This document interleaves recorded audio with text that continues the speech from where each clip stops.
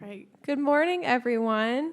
And thank you for attending this year's Veterans Day program and also for those watching from their rooms as well. We're going to open today's ceremony with a prayer from Ms. Joanne Lee.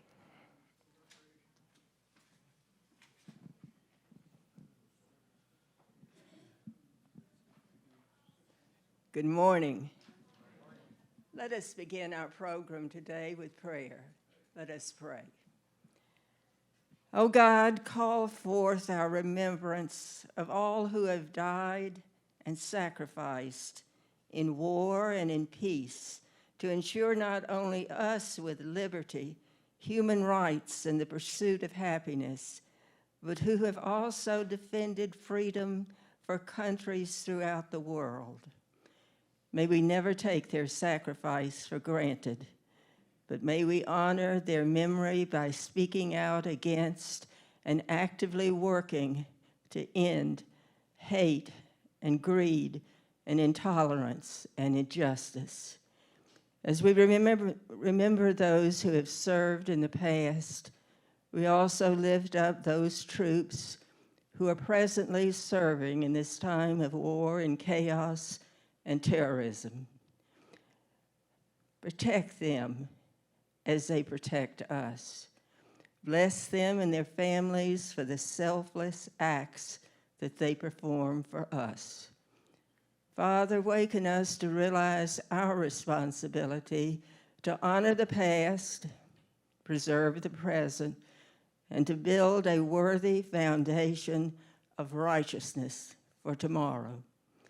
Maybe we ask where we can serve our country and continue the blessings you have showered upon us. Keep us ever prayerful for our nation's leaders, our citizens, our veterans, and our active military men and women. Guide us, O righteous God and Father of us all. Amen. Thank you. That was beautiful. I'd now like to ask CEO and President Dr. Tom Wright. He's going to give us a welcome speech.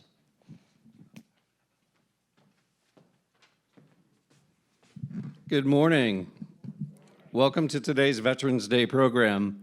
It's my personal honor to be with each of you, especially those in our midst who have served our country, representing each branch of the military. John 15:13 says, "Greater love has no man than this, to lay down one's life for one's friends."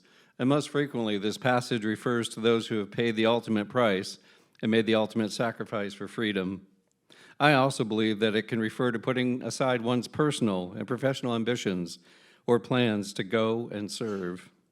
This includes, of course, spouses and children who may move around a lot, who anxiously wait for their loved one to return safely, and who must always be prepared for heartbreaking news. Today, we remember the personal sacrifices of the brave men and women among us and who have gone before us. Please enjoy the rest of our program.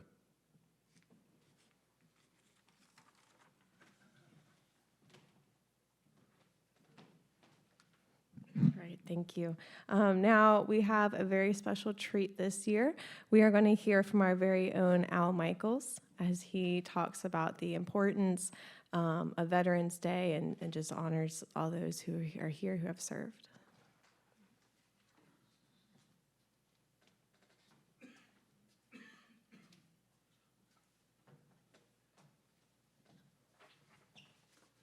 Thank you, Megan. What an honor to be here today. It's a very emotional time for me, and I hope I can get through it okay. Bob Jones, I know, regrets not being able to be here, but he had a family emergency and left Wednesday to be with his family in Pittsburgh. So instead of having two Pittsburghers up here today, you only have me. And that's where I'm from, too. Anyway, the uniform that I have on today is not what I wore in Vietnam. The uniform I wanted to wear today is what we call jungle fatigues.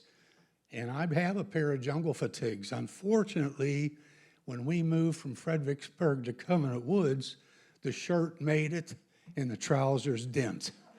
And it's not appropriate to wear a half a uniform, so I elected to wear my flight suit, which I was still wearing up until we moved to Covenant Woods, still flying Huey helicopters 53 years after I went through flight school, and enjoyed every minute of it.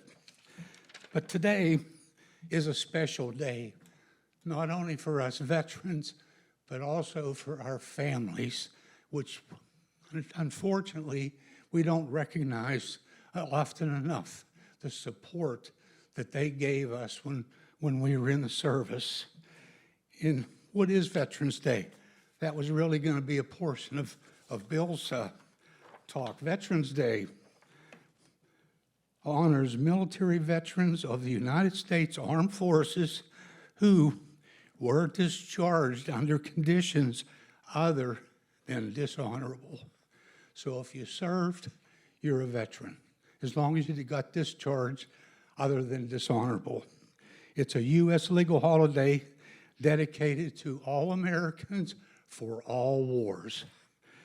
For what reason? November 11th, 1918 is generally regarded as the end of the war to end all wars, as we know, was World War I.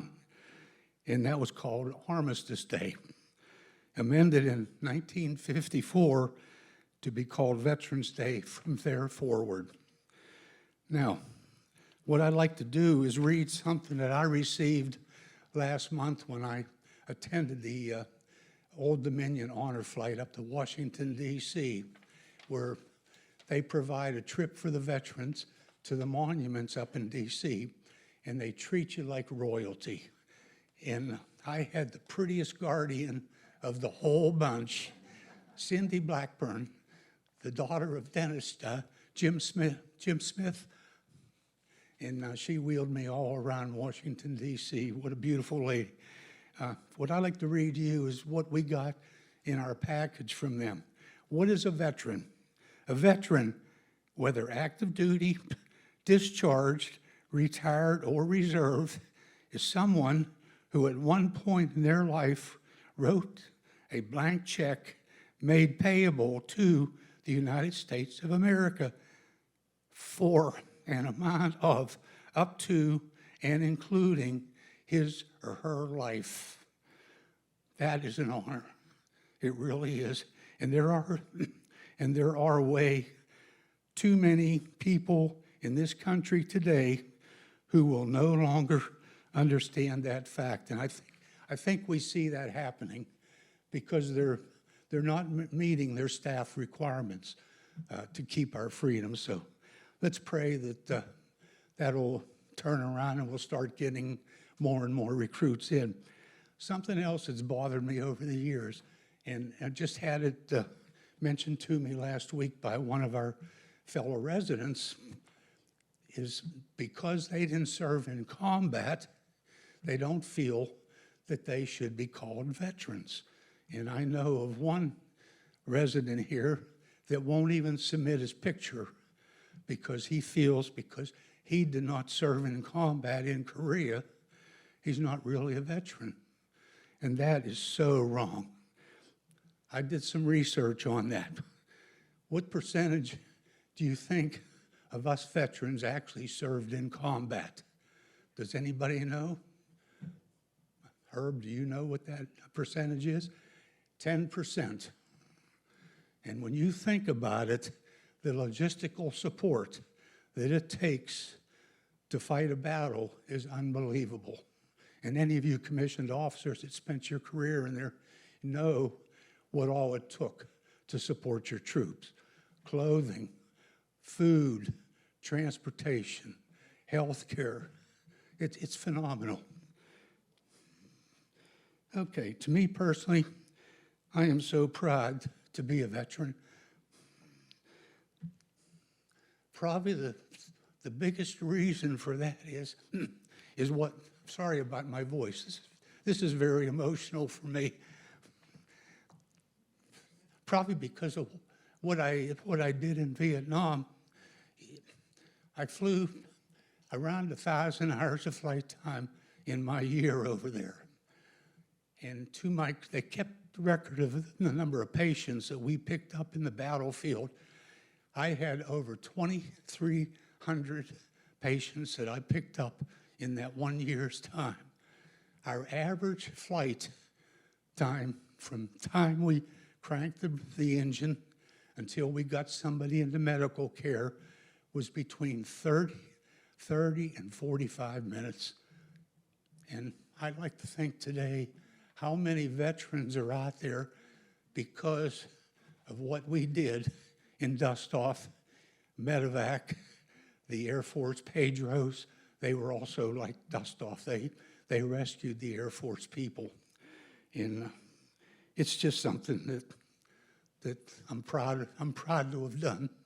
And I know each and every one of us that did it, we hold our head up with a lot of pride. My cheat sheet. I'm kind of losing brain cells with age. Like my suit now is longer. I don't know if it's stretched or I'm shrinking, but Yolanda's going to have to modify this for me someday. And over the last couple years, I've actually met people that were evacuated by Dust-Off. when I was still working for the FAA, I was doing a conference down in Orlando, Florida, and Nancy noticed that they were giving balloon rides down there. And she was a pretty daring person. She says, "Come on, we're gonna go for a balloon ride." I said, "No, I don't wanna do that. Those things are dangerous." Because working for the FAA, we investigated those accidents. But anyway, I went, and there was another couple with us.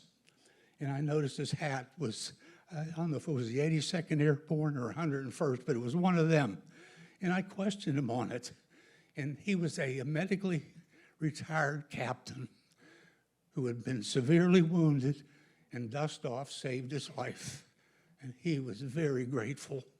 One of our residents here has a brother that was in Vietnam at the same time I was at LIK. He was flying. He was working for the 1st Division, which is called the Big Red One, and I was based there with our 4th Platoon, and he became deathly sick out in the field, and Dust-Off came and got him and kept him. His temperature was way, way above the limits of even being able to live, and they got him back to medical care at Long Binh, and of course he survived. And I had lunch with him a couple months ago, and it was really unique because we started talking, and it was like we knew each other all our lives. And they were so grateful for what we were able to do. And by the way, that was Marv Renke's brother, Ted. And we're still in communication and enjoying our new friendship. Okay, as a soldier, sometimes you're called upon to do special duty. It could be a number of things.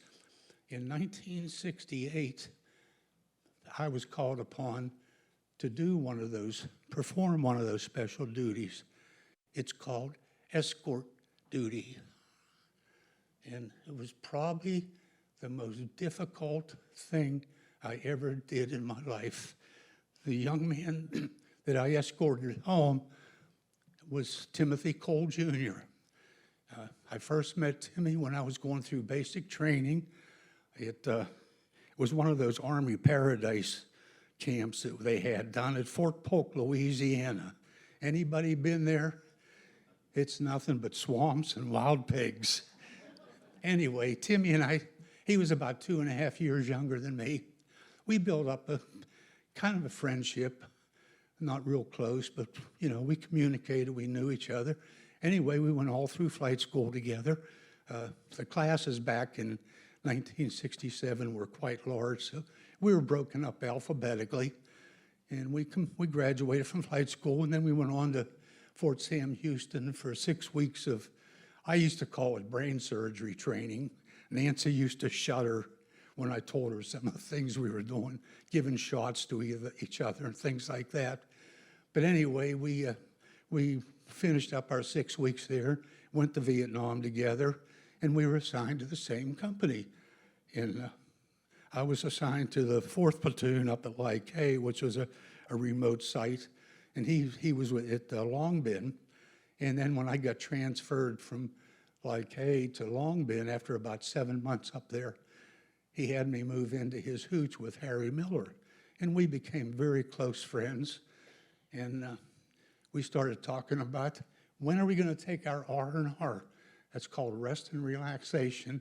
And we were authorized 1 week out of country to anywhere, like Australia, Hawaii, Hong Kong, Japan, anywhere but the U.S. They did not want to turn us loose in the U.S. because we probably wouldn't have gone back. So anyway, we decided Timmy wanted to be there on October 1st to celebrate him and Peggy's first wedding anniversary. So we got our orders, and Nancy flew out from Pittsburgh and left, of course, our newborn son back with her parents. And we had a glorious week in Hawaii celebrating their first wedding anniversary. And finally, that week, as you can well imagine, went pretty fast. And we returned back to Vietnam. And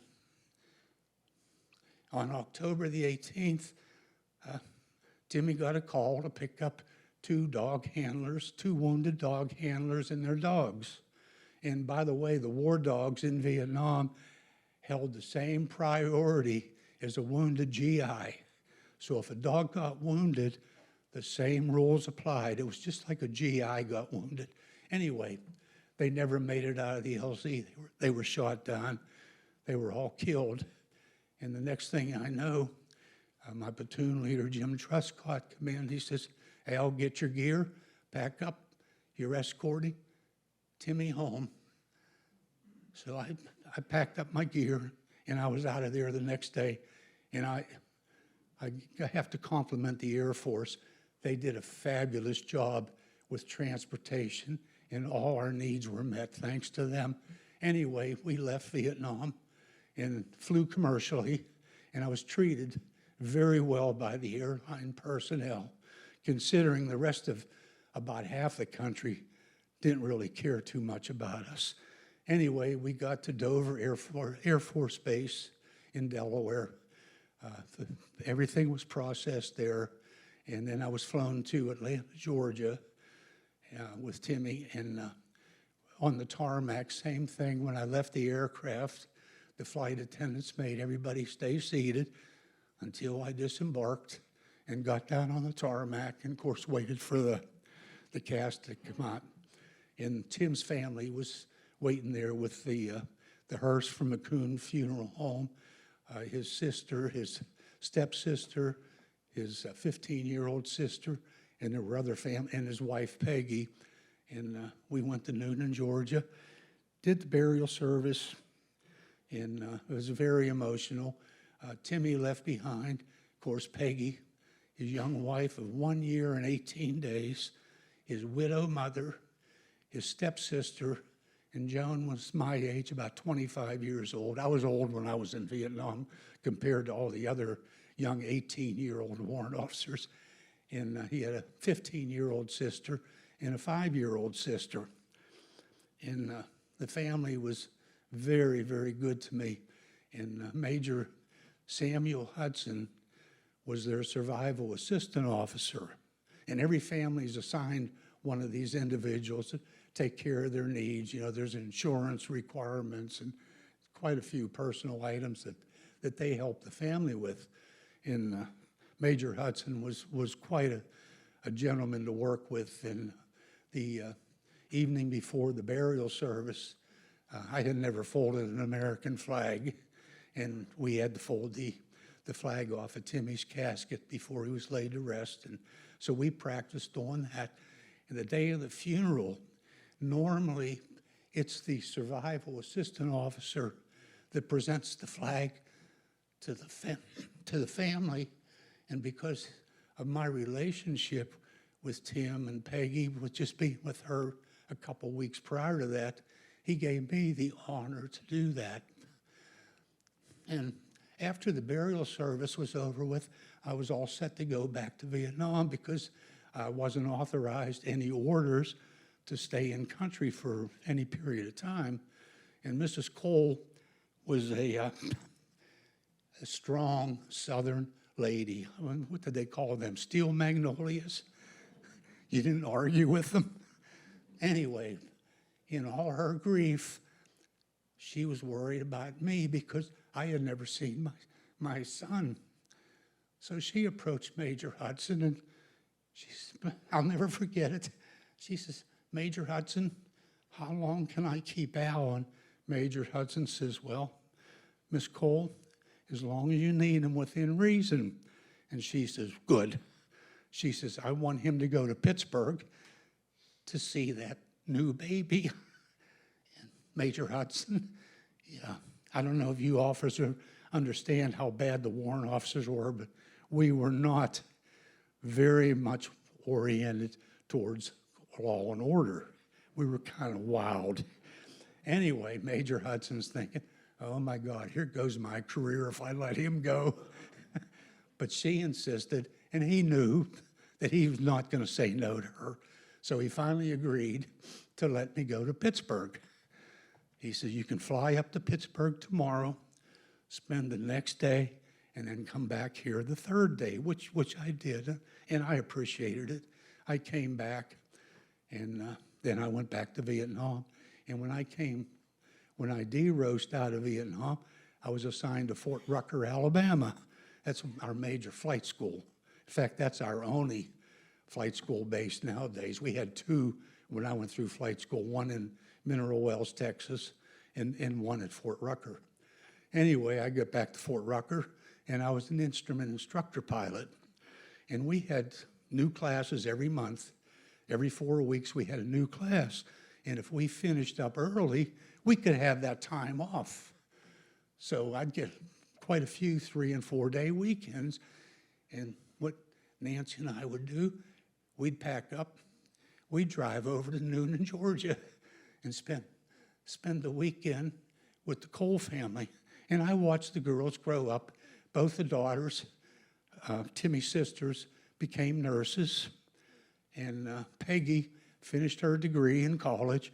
And then after she graduated from college, she's still a young widow, probably 22 years old at the most. She decided to start a new life, in which we understood completely. So she left, and she finally remarried. She remarried a doctor, has 2 daughters, and she lives now in the Asheville, North Carolina area. And Nancy and I continued our close relationship with the Cole family. We watched both these young girls grow up. We watched Carol have 2 daughters. They're all nurses.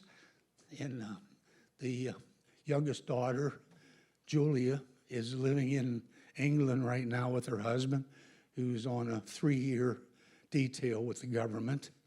And Emily is married to a Secret Service agent, and they just left the D.C. area, and he transferred to Arkansas. And to this day, you know, we're still in touch. I don't get to travel down to Noonan, Georgia anymore, but we still stay in touch by way of telephone. And you know, we're always going to be a family. And that's one thing about serving in the military. You build up a relationship that is unbelievable. I went to a Vietnam helicopter pilots reunion in 2006. It was the first one I was able to attend because I retired that year and I was free to go. During the reunion, I usually had a conference that I had to do with the FAA, so I had this chance to attend that.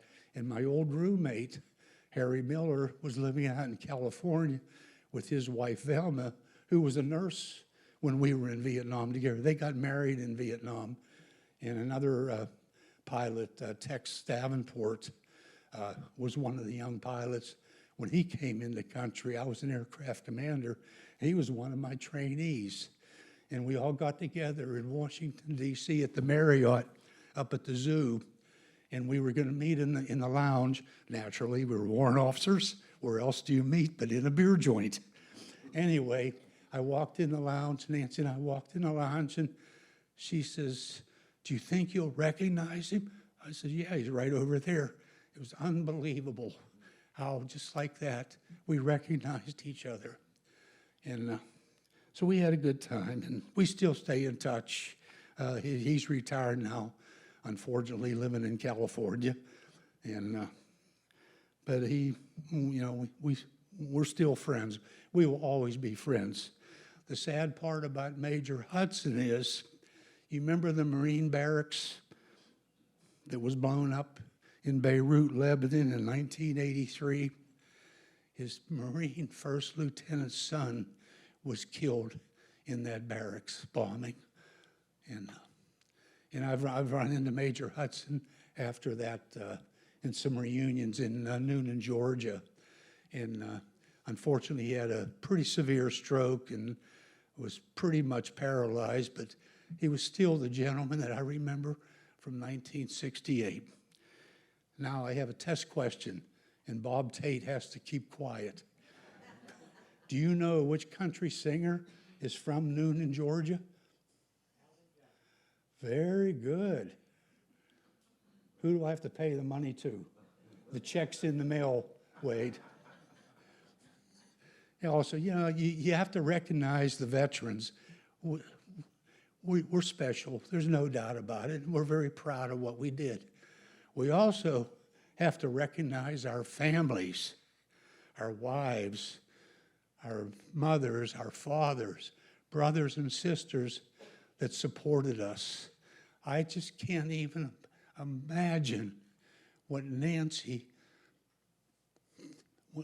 went through when Timmy was killed, after being with him just 2 weeks prior to that in Paradise.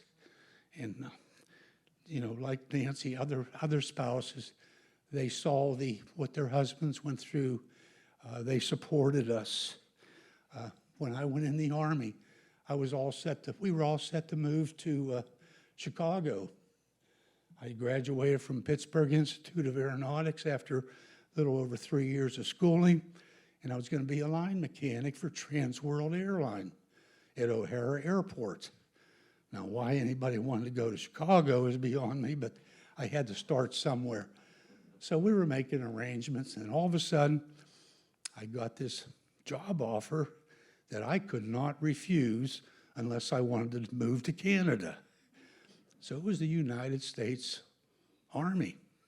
Meanwhile, I kind of figured I was going to get drafted, so I figured if I'm going to get drafted, I'm going to be a patriot and join.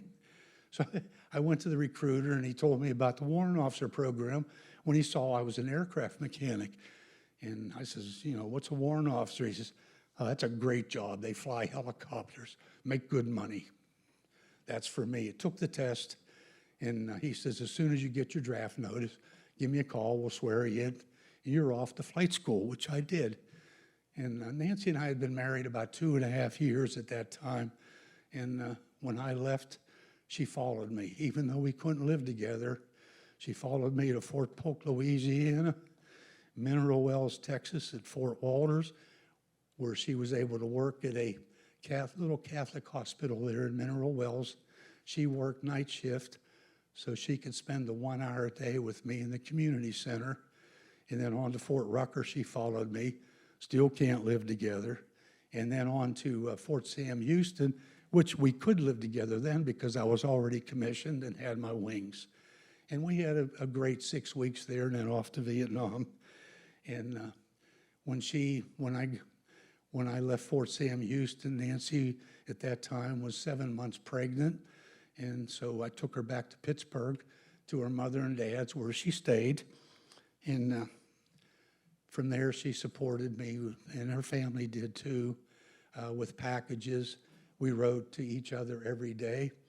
I don't know if any of you remember, but we used to have these little reel-to-reel tapes where we could record messages. We would send those back and forth. And it was more of more personal that way than reading a letter. You actually heard that person's voice. And we did those tapes constantly. Tried to write her every day. She wrote me every day. Photographs. She sent photographs about Gary, when he was newborn and all that.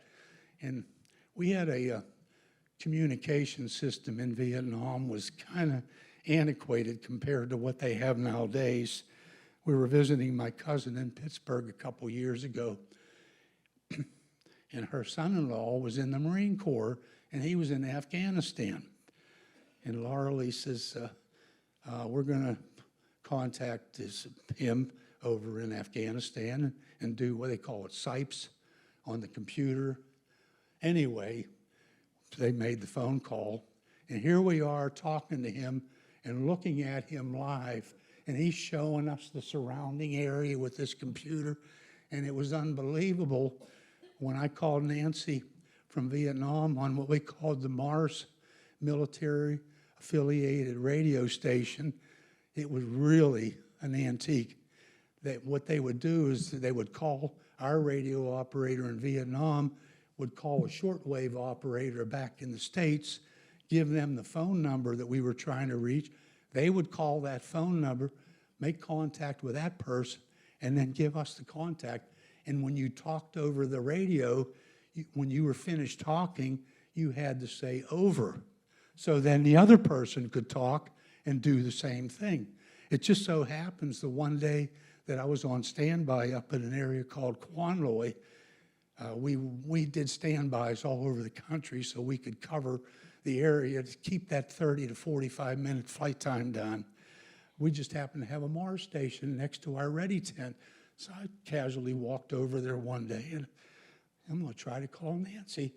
Sure enough, I got through to her. She was on her way out to have the baby. and we talked for a while, and then I hung up, and of course I went back to the tent. In the meantime, the radio operator in the States was from Carson City, Nevada, and he told Nancy, he says, give me all your information. When the baby's born, I'll try to get hold of your husband in Vietnam, which he did. The next day, I got the radio operator come running over to our tent.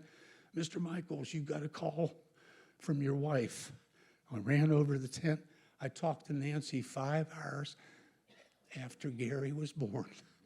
And so we did have some patriots still in America at that time, that cared about us. And it was very emotional. And it made me nervous flying from then on, knowing I had a newborn baby there waiting for me to get home.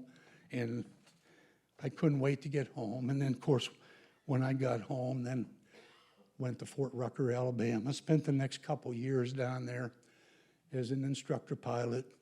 And we enjoyed our time in the service. If I had been single, I probably would have made a career out of the service. I enjoyed it, but the hardships that I think Nancy endured, with the death of Timmy and the separation and all that, already had been married 2.5 years. She was kind of a free spirit. She did not like discipline. In the Army life, there's a lot of discipline. And you gentlemen that served your long careers in the service, like Steve Timish and Wade, Herb, your wives put up with a lot. You got to really commend the wives for being so strong and being such great supporters. And those were rough times for the Vietnam veteran. You hear stories about being spit on and things like that. And actually, when we left country, they recommended that when we get to stateside, after they fly us home, change out of your uniform and put civilian clothes on. Well, Don Marler and I, he was a bit of a bear. That was his nickname.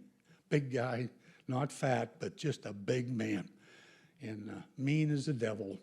And for some reason, he and I were good friends, totally different personalities. Anyway, he was going back to Fort Bragg, and I was going back to Pittsburgh.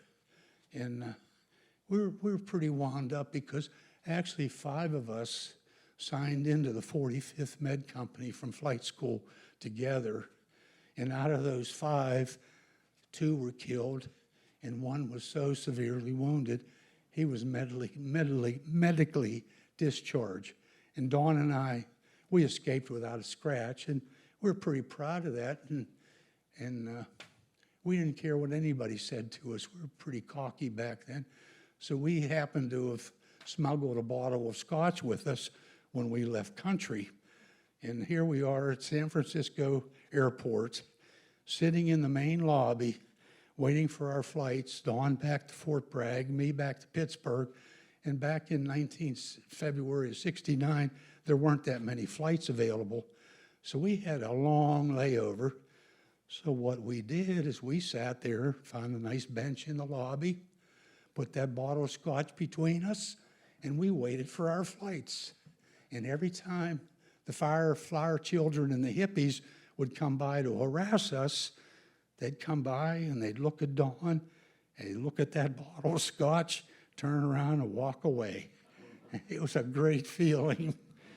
But anyway, I went back home, and I give a lot of credit to the Army. They gave me a career that I absolutely loved, going to work every day, whether it was to assemble a helicopter transmission or to fly the medical helicopter for the University of Pittsburgh Medical Center, Angel One.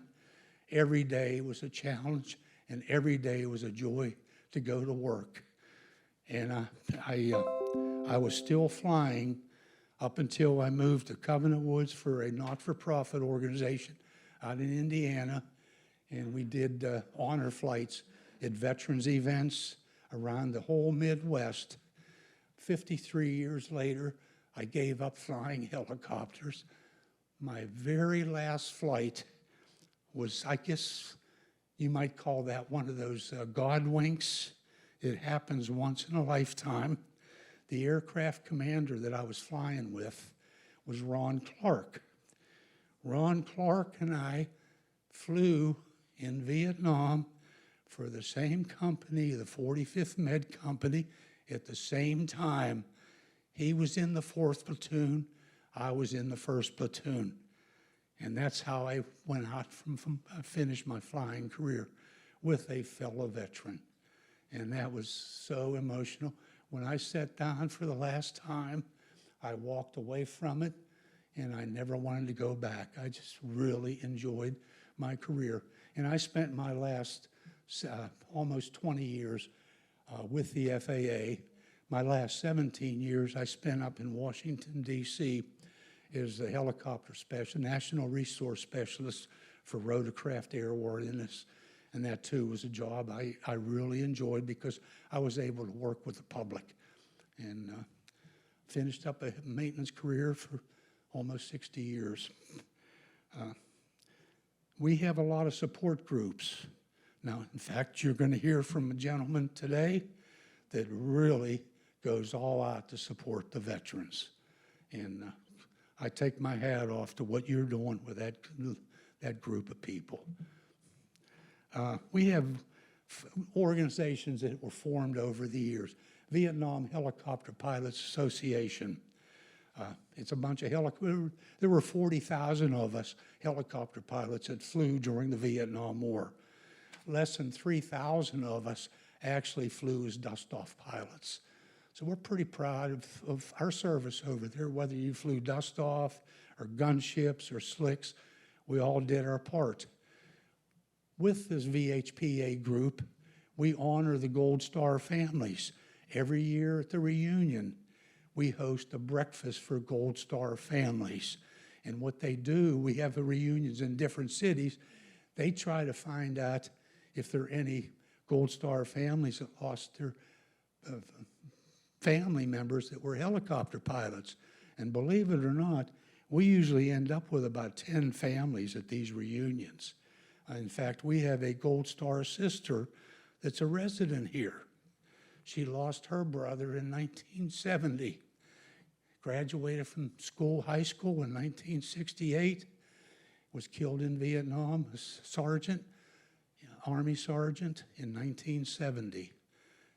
And she wasn't even aware, I don't think the families were not aware of the Gold Star organization that formed. They were left alone. They were notified that their loved one was killed and walked away. So we try to help those people out with our Gold Star breakfast. The American Legion, they're supporting of the veterans. The Veterans of Foreign War, the VFW, they're big supporters of the war. Back 1970, the VFW was a different organization. As a Vietnam veteran, I could not join as a regular member. I could be an associate member because I didn't fight in a foreign war. Now that's changed since then from what I understand. But that was very discouraging because the VFW in Mount Pleasant, where I had my maintenance business, was well known for the restaurant. I thought, wow, that's a great place for Nancy and I and Gary to have meals. Well, I went there to sign up as a member, and I was told outright that I could never be a regular member. I could only be an associate. So needless to say, I didn't join, but fortunately that attitude's changed. The Old Dominion Honor Flight Society here was formed. Honor flights were formed several years ago to get the World War II veterans to their memorial, which was years too late being built. But anyway, they've done a tremendous job. They have brought veterans in from all over the country free of charge to see their memorials. And I participated in that in September under pressure from Lee Connors to join. I couldn't say no to Lee. You know how them Southern boys are. You know Yankees going to argue with them. But anyway, it's been a good life. Proud to be a veteran. I'm proud to be amongst so many veterans here at Covenant Woods. Looking at the numbers that we have, we hold a vast majority. The Vietnam veterans looked at differently now. Ever since our wall was dedicated in 1982, it almost seems like from that day on, everybody's attitude towards a Vietnam veteran completely changed. And the wall was probably one of the best things that ever happened to us. And I sure appreciate being amongst all of you and being a family member here at Covenant Woods. And I want to thank Covenant Woods for sponsoring the lunch for us veterans and our spouses today. It's very, very thoughtful. And that's it, folks. Thank you.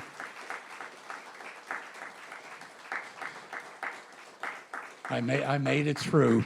I didn't think I would, especially with the escort duty. That was really difficult for both Nancy and myself, but it gave me another family. So thank you.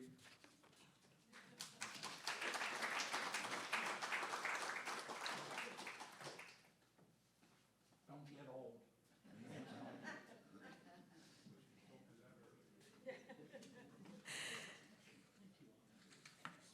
Thank you, Mr. Michaels. And to each and every veteran here today, I want you to know that on behalf of Covenant Woods, we thank you for your service and recognize the sacrifices that you made for our country. We're going to take the opportunity to recognize each one of you by asking you to stand if you are able as you hear your branch song being played.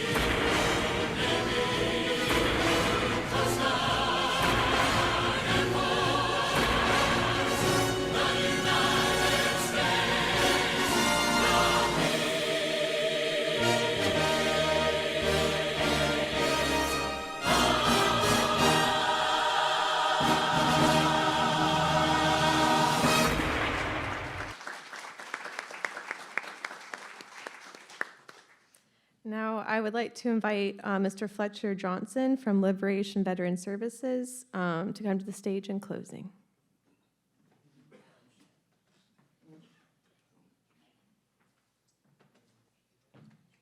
Good morning, everybody. First of all, can you hear me? Great, great, great, because I hate these things here. Use it? I don't need it. Do you need it? Okay. All righty. Wow. This has been an experience here today. Mr. Michaels, I just need you to know that what you said today was very emotional to me. I'm not a veteran. My dad was a World War II vet, but I have been educated by you today. And I just want you to know how grateful I am, all right, for the words that you shared with us today, all right? I don't know how I got to be the closer, okay? All right? I guess the only thing I can put it to is that I know Lee Conner. That's all I can put it to. But because of Lee Conner, I have met so many wonderful, wonderful people here at Covington Woods. I'm truly grateful to be here every year, all right? And I'm truly grateful for each and every one of you, all right? Some of you have gotten to know me very well, so it's going to be absolutely necessary for me to introduce somebody to you who's a very important part of Liberation Veteran Services, and in all actuality, is my brand new boss, okay? All righty? Well, Miss Lynn Berkness, would you please stand? She is our Chief Advancement Officer, and those of you who have gotten to know me, you will get to know her too, okay? All right. Don't be fooled. I work for him. All right. So, without further ado, I need to share this also. all of you who have been so kind to us at Liberation Veteran Services, there is an envelope waiting for you in your mailbox today. Okay, all righty? Telling you about the things that are going on. It's our brand new newsletter, and it's a Veterans Day newsletter. And you guys are the first ones to get it. Okay? Now, when you open up your envelope and everything in there is absolutely right and perfect and just like it should be, I want you to thank Lynn Burtness and Lee Connor. Okay? If there's anything wrong, okay? If there's anything wrong, please find me. Okay? All righty? So look, I just want to tell you again that coming here on Veterans Day is an absolute joy for me. An absolute joy. Lee Connor, I do not know where we would be without you. And I'm truly grateful for you. All right? Thank you all and have a wonderful, wonderful Veterans Day. Enjoy your lunch. Thank you.